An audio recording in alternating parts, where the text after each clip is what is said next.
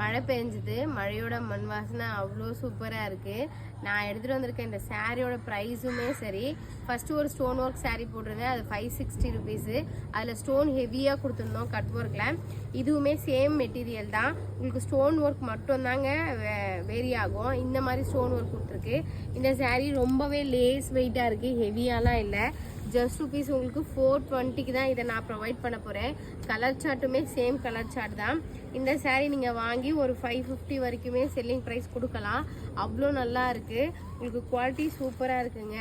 சாரீ ஃபுல்லாகவுமே இந்த லேஸ் வந்துடும். நாளைக்கு இந்த பிங்க் கலர் சாரீ நான் வேர் பண்ணலான்னு இருக்கேன். இந்த பர்பிளு,